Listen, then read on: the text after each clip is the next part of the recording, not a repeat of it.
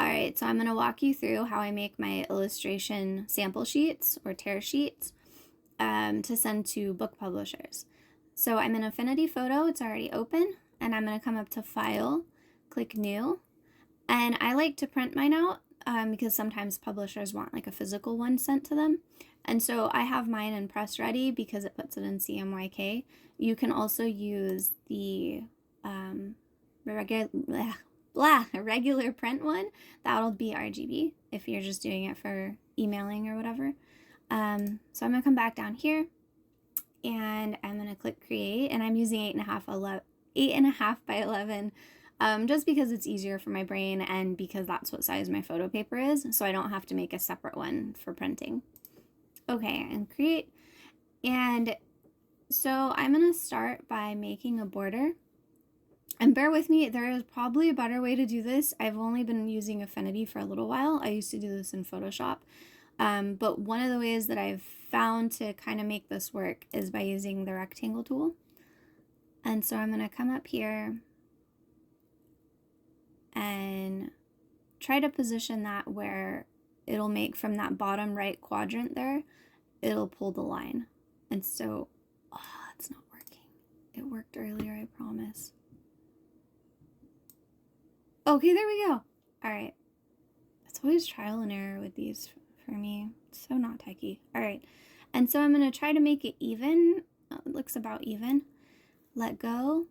And you hold your mouse down while you're doing that, while you're pulling the shape. And so I'm going to come up here to stroke, and I'm going to pick a color. I usually pick like a dark green, but I don't see it now. So for purposes of this demonstration, we will pick purple. That works. And then I'm going to make it, let's see, just a little bit bigger here. So you can click on that and then bring it to width. And I like about that size. Okay. And then, we don't need that one. Just throw that away. All right. And then I'm going to come over here to the text tool. And I'm going to type in my contact info, basically, and name. Typing it correctly is always preferred.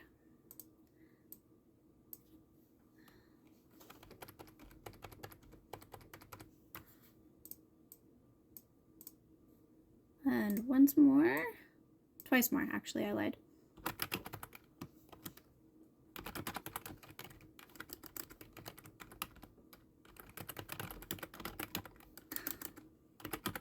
Okay.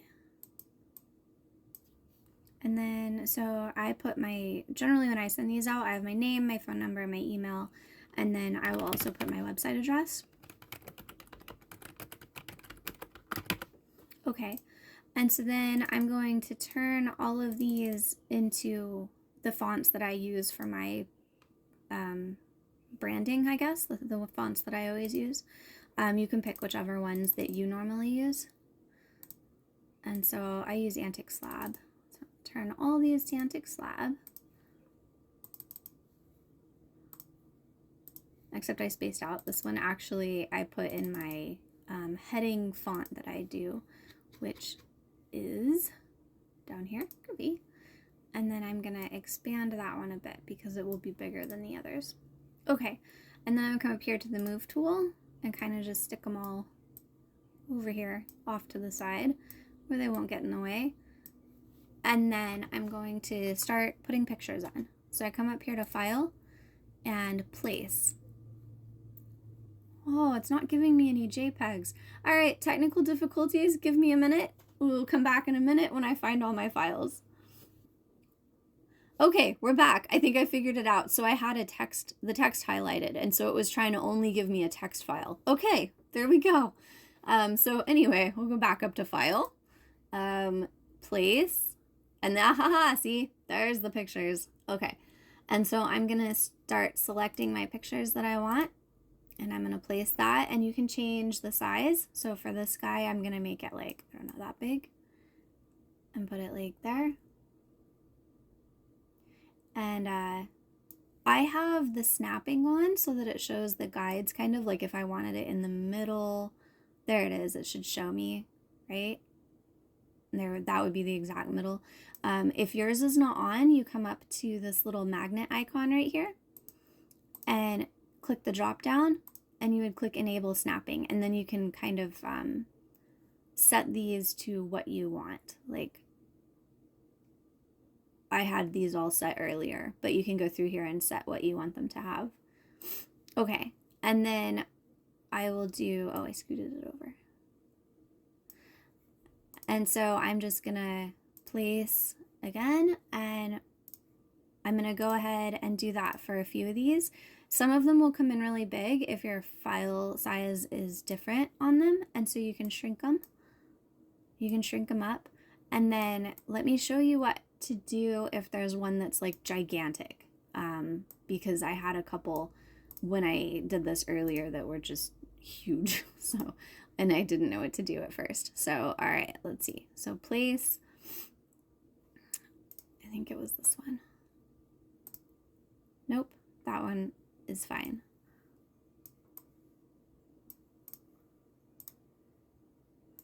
Place again. Oh wait, I think it was this one. Yeah, there we go. Okay, so see how gigantic it is? Like when I scroll all the way over, I can't, okay, it's working now apparently because I'm filming. Earlier I couldn't see the edge of it, and so what I had to do was I came down here to the navigator and I was able to shrink it, and then it makes the whole thing smaller so that you can come find your edges and make it your size, and then you can come back, you can bring it back to the size that you had it earlier.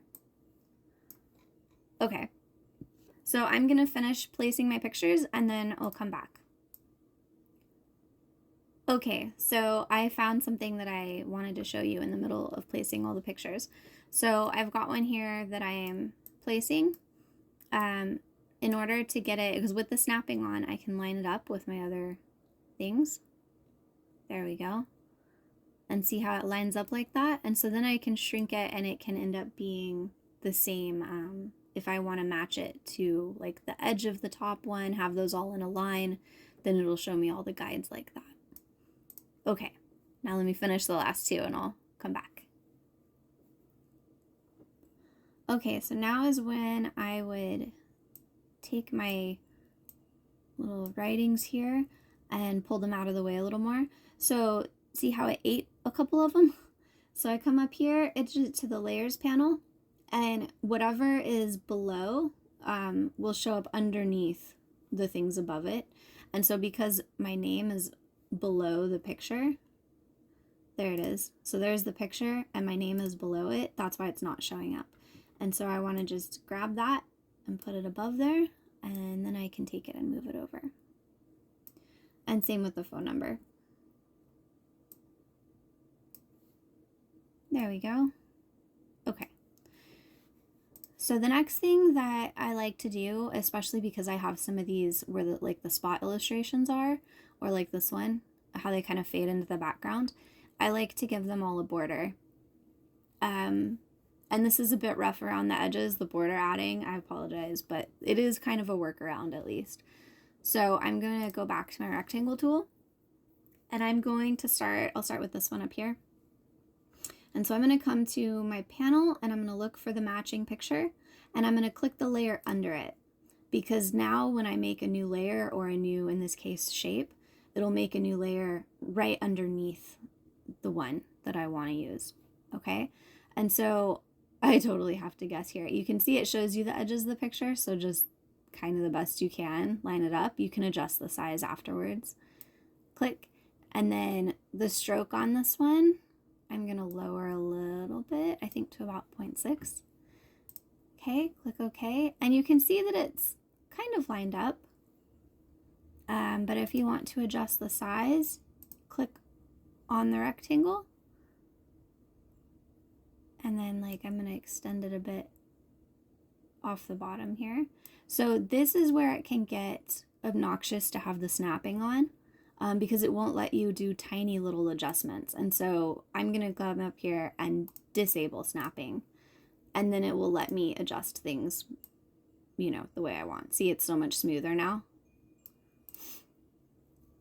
Okay, so we'll do that again so that it shows a little bit more evenly. See, that's a little bit more even. I guess the top needs a bit more. Just kidding. All right, so we'll do a tiny bit on the top. There we go. Now how it's more even all the way around. Let's do one more. So I'll click the rectangle tool again, and I'm gonna do it for this one. Oh, see? So that's what happens if you don't go underneath the thing. That was me not putting it underneath the image. So there we go. Reorder them. Okay, and I'm going to come back up to the move tool and see how there's that little bit of gap there. So I'm going to come over, click on my rectangle, and I want to pull that in a bit to make that fit.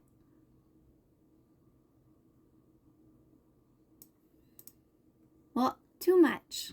A little too much on the side there, so I'll come back out.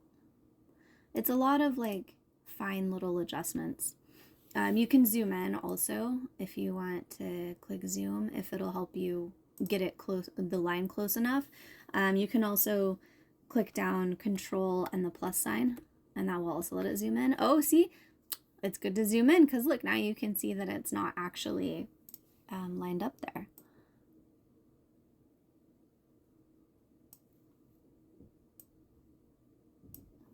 Okay, and then click off to the side.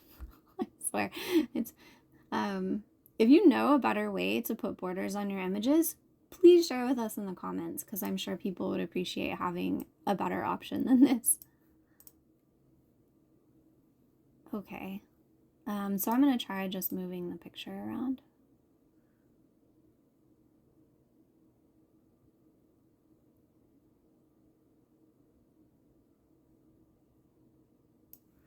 There we go, and it needs to shrink a tad anyway, so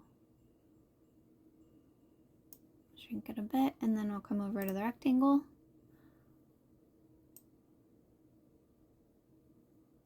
Lots of fine tuning. That's almost there.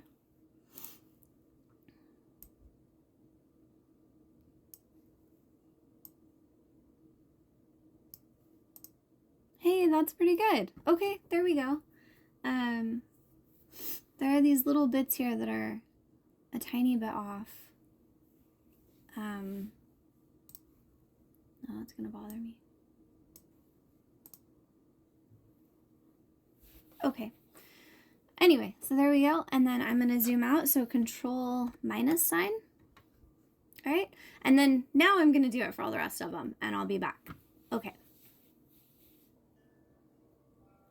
Okay, and for this last one here, because it's all a white background, like it's just the one giant spot illustration, I'm just going to, I'm underneath the picture, right, on my layers panel, and I'm just going to make a rectangle and try to fit it in, try to line it up with the other one.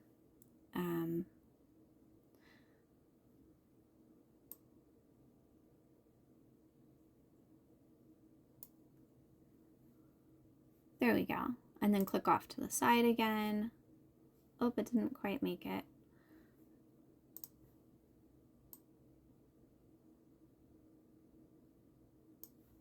Click off to the side. There we go. And that actually surrounded it pretty well. Okay. Now, if you want to change the color of your border, like you're deciding, like I am right now, that, oh, the purple does not go with all the pictures, right? I just want to do like, say, a dark color like a black or a super dark brown or something, then come over here, click a rectangle. You can hold down Control to select multiples, and we'll go ahead and come up here to the stroke color. And yeah, let's just go with black.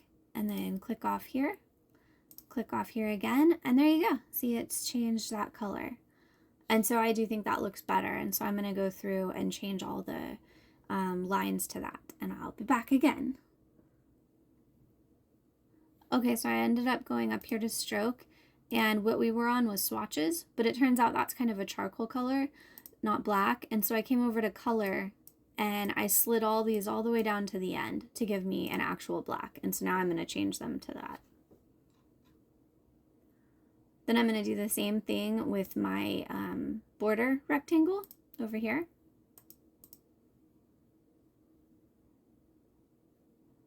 But I'm going to have to pick a darker color, and then I'll make them all dark. There we go. Okay, so there is another thing that I want to show you how to do. If in case that you want to move your pictures around or make them bigger or smaller, you decide you don't like the layout, whatever, I figured out how to, well, found out how to merge just the two layers together. So we're going to take, for example, my little cover here and the rectangle that it goes with. So the issue I was having before is that the rectangle shape was not rasterized. And so we want to click on that, right click rasterize for the shape. And then I'm just going to click on it, hold shift down, click on the one above it, right click, and see now it gives you the option to merge selected. And so I'm going to click that.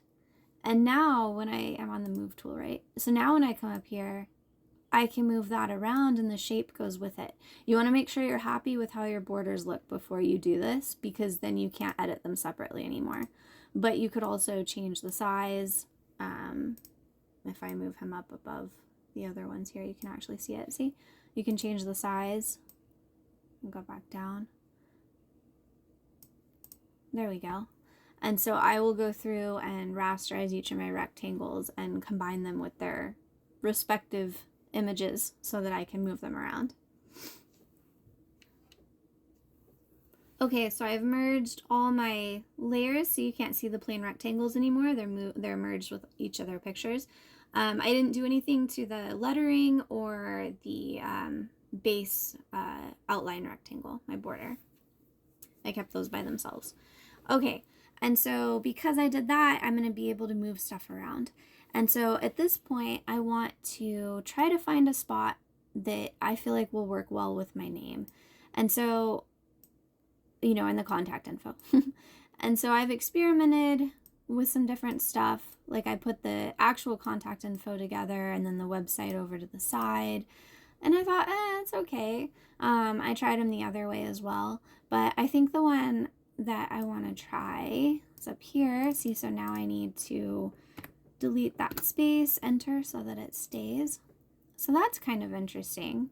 And then go back up to the move tool, because that made it a text tool. So now it's in the way. And I could have these on the bottom, which works. I also could try them up here.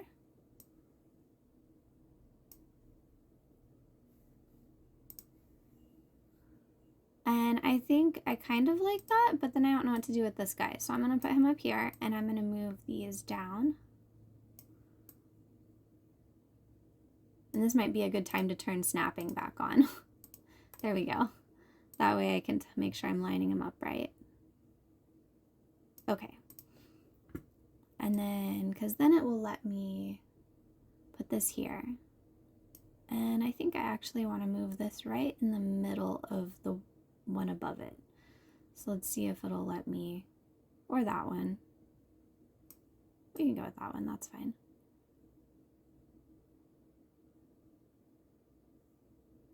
Middle. And then I'm going to put that one down a little more, but in the middle. Okay, so I'm going to turn off snapping because now it's a fine movement.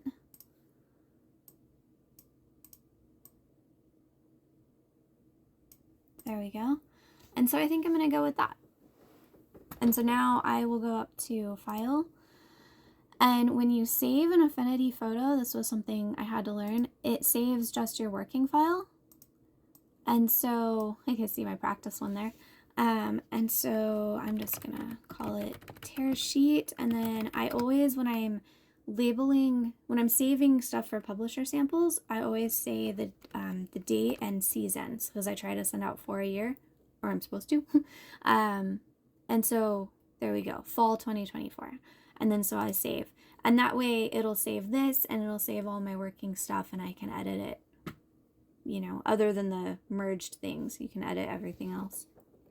If you want to save it as a JPEG or a PDF to actually submit, you have to go to File and then Export. And then from here, you can pick the format that you want. Actually, it looks like PDF isn't an, oh, it is an option. I just can't read. There we go. Okay, so JPEG is what I'm going to do. And then I'm going to click Export, and it will give you where you want to put it. And so I'm just going to leave it in my main thing here and click Save. And then that'll give you the thing that you can use to actually send to people in an email. All right, I hope that was helpful and not too confusing. Let me know if you have any questions and I will do my best to answer them. Like I said, I'm new to the program as well, and not techie, but because of the struggle it's been, that's why I wanted to try to help you guys, hopefully make it less terrifying and frustrating to work with. Yeah, so that's it. Until next time.